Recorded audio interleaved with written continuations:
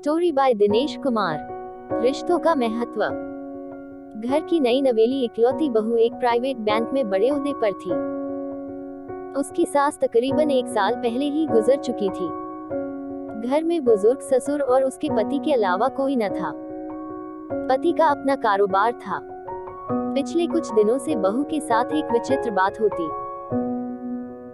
बहू जब जल्दी जल्दी घर का काम निपटा कर ऑफिस के लिए निकलती, ठीक उसी वक्त ससुर उसे आवाज देते और कहते, बहू मेरा चश्मा साफ कर मुझे देती जा। लगातार ऑफिस के लिए निकलते समय बहू के साथ यही होता। काम के दबाव और देर होने के कारण कभी कभी बहू मन ही मन झल्ला जाती, लेकिन फिर भी अपने ससुर को कुछ बोल नहीं पाती।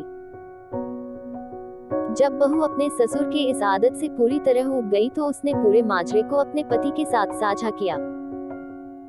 पति को भी अपने पिता के इस व्यवहार पर बड़ा ताज्जुब हुआ, लेकिन उसने अपने पिता से कुछ नहीं कहा।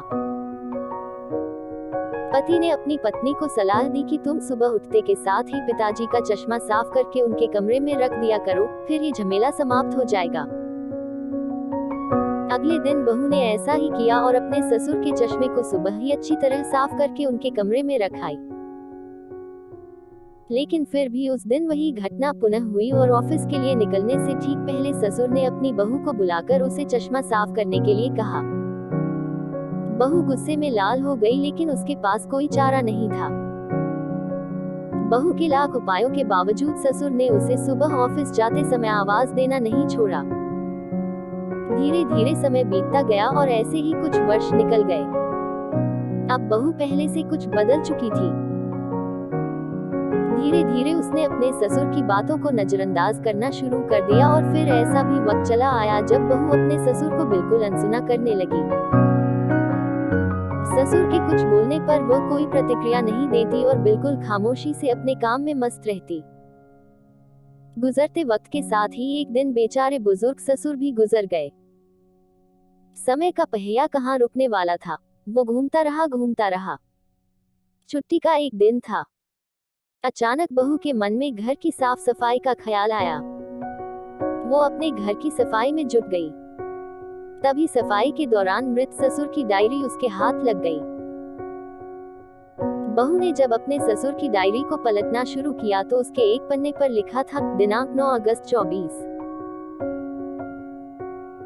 आज के इस भागदौड़ और बेहद तनाव व संघर्ष भरी जिंदगी में घर से निकलते समय बच्चे अक्सर बड़ों का आशीर्वाद लेना भूल जाते हैं, जबकि बुजुर्गों का यही आशीर्वाद मुश्किल समय में उनके लिए ढाल का काम करता है।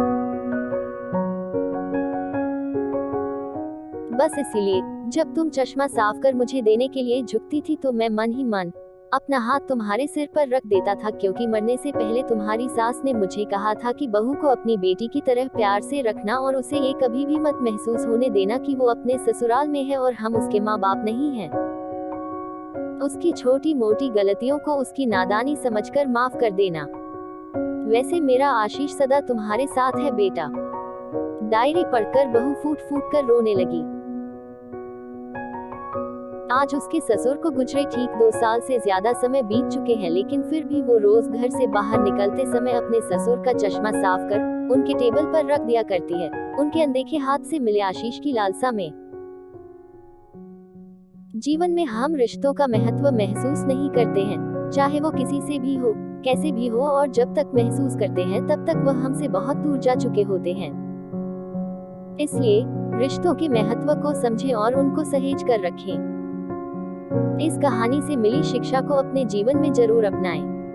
प्रेरणादायक कहानियां प्राप्त करने के लिए हमारे चैनल से जुड़ जाएं।